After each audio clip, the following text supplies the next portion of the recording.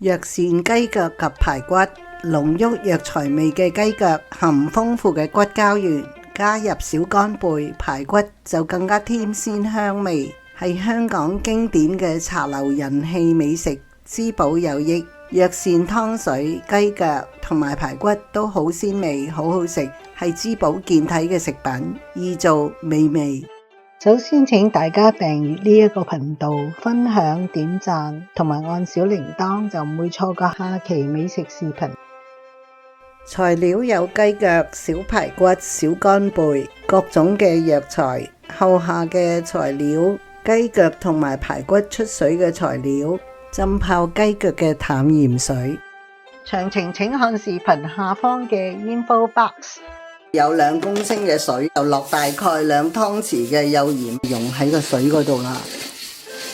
將2磅半嘅雞腳，咁就全部浸晒喺個淡鹽水嗰度，係室溫水嚟嘅，係去一去嗰個雞腳嘅腥味同埋雪味。北芪咁啦，我哋就要將佢剪細啲，即係剪去寸零一段。廣心咧，亦都係可以將佢搣開啊，寸零咁就容易啲出味嘅。當歸、沙參、黨參就係有20克，北芪、淮山同埋呢一個圓肉就係有40克，老年陳皮、杞子係20克，咁啊最後先落嘅，有大概70克。咁然後咧，每一個大棗咧，我哋都要將個核係攞出嚟嘅嚇，我就剪開，將個核攞出嚟。8個跨脫嘅煲咧，我哋就裝咗3/5嘅水。藥材咧，我哋就沖洗過，咁就將佢全部放晒落去，將個大棗放埋落去，先浸佢一陣。3磅嘅小排骨，佢係新鮮排骨嚟嘅，佢啲肥膏咧先攞走佢，咁就沿住啲骨位啦，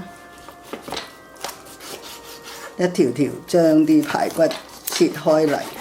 排骨就切好晒，有2磅6安士嘅雞腳，鹽水咧浸咗佢都有1個鐘，咁然後我哋咧就將啲水倒出嚟，咁啲清水沖洗佢2次，咁然後就可以攞去出水噶啦。我哋雞腳咧就放咗喺個大煲嗰度啦，咁嗰個嘅水咧就係蓋過呢個雞腳1寸咁上下啦，加入大概4片嘅薑片，入我哋大概3幾湯匙嘅紹興酒，加蓋，用大火燒開先。藥材嘅煲咧，亦都將呢個藥材浸咗係10零分鐘啦。咁我哋亦都加蓋，首先用大火將佢燒開先。我哋用另一個大煲咧，就將所有嘅小排骨都係放咗落去，咁亦都係冷水下鍋嘅。將5、6塊薑咧係放落去，加入我哋大概3湯匙嘅紹興酒。加蓋，用大火將佢燒開，3個爐頭都開咗嚟煮我哋嘅藥膳雞腳。咁個雞腳咧就燒開咗啦，然後就轉到去1個鐘大火，咁然後開蓋將佢出水3分鐘。期間咧，我就將個表面水嘅表面嘅白泡咧係盡量攞走佢嘅。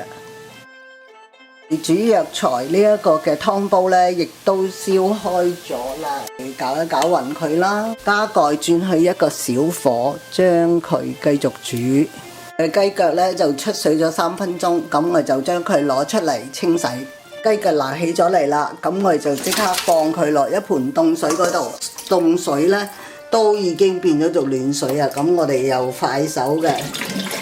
換一個冷啲嘅水落去浸住個雞腳，等啲雞腳係會更加嘅爽，同埋個皮咧係更加係可以完整一啲嘅。北味嘅水咧係凍嘅，咧就將啲雞腳放冷一陣啦，陣間再清洗佢。呢個排骨嘅煲咧亦都燒開咗啦，烏泡，咁就喺個排骨嘅面嗰度，咁我哋要將佢攞出嚟，會用一個嘅中大火將佢出水5分鐘嘅，表面嘅烏泡咧，盡量攞走佢啦。5分鐘啦，咁我就將佢撈出嚟去清洗啦。用呢個清水將佢啲污物啦，特別係啲血污啊、排骨嘅蛋白，咁我哋就係四邊4面輕輕捽洗一下佢，加一啲嘅排骨落去。藥膳雞腳嘅湯咧係有一啲嘅肉味，咁就俾一啲嘅鮮即係鮮嘅肉味俾個湯汁。換水又將啲排骨咧快手再沖洗一下，養下個排骨，咁就可以攞起佢就係可以去煲噶啦。藥材咧用細火煲咗佢大概都有20零30分鐘，將所有嘅排骨都放晒落個湯度先。大概有6塊嘅薑片咧，就放埋落去，加蓋，將佢用一個大火燒開先。啲排骨就燒開咗啦，咁我哋輕輕攪拌一下佢啦，等佢同啲藥材咧係混合均勻。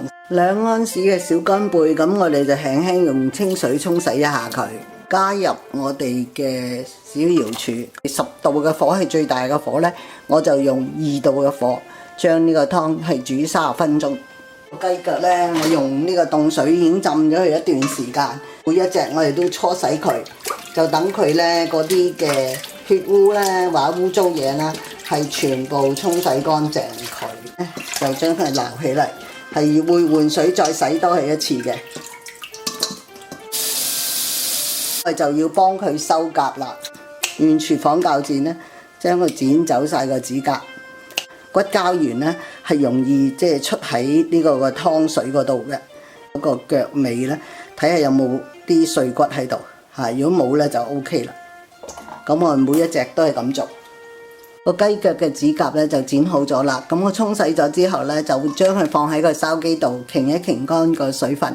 我哋加咗排骨落去，燒開咗之後咧，用小火2度火煮佢係40分鐘，將啲雞腳全部放晒落去，將佢輕輕攪動一下呢一個湯，用一個嘅中火將佢燒開。原因咧就係我哋唔想啲雞腳咧係太大火嘅話咧，佢係會爆開嘅。湯咧用中火就將佢燒開啦，咁我哋咧而家又將佢轉去一個小火，個湯面咧係有啲油嘅，咁我咧就要將佢攞走。其實我之前咧已經攞走咗好多嘅，哇，好香啊，非常之香。我哋咧就加蓋轉去一個嘅小火，即係2度火啦。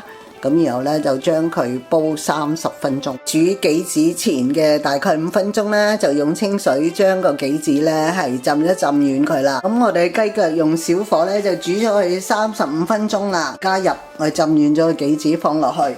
咁咧你見仍然係有油啊，咁我哋亦都盡量將啲油攞出嚟，加入我哋3湯匙嘅紹興酒。咁我哋加蓋，用一個中火將佢燒開先，燒開咗啦。咁我哋咧就將佢攪拌一下，等佢咧係均勻嘅受熱。開蓋係用呢個中火煮佢10分鐘，煮咗佢10分鐘啦，加蓋，將佢關火，讓佢喺個爐度靜置過夜。咁我聽日食嘅時候就會將佢燒翻開啦。哇，好香啊！咁咧，我正話都試過味，嗰個味道好夠，個鹹味甜味都夠，就已經煮好咗我哋嗰個嘅藥膳雞腳噶啦。小廚 Sanny 推介各地美食烹調，記得訂閱啦！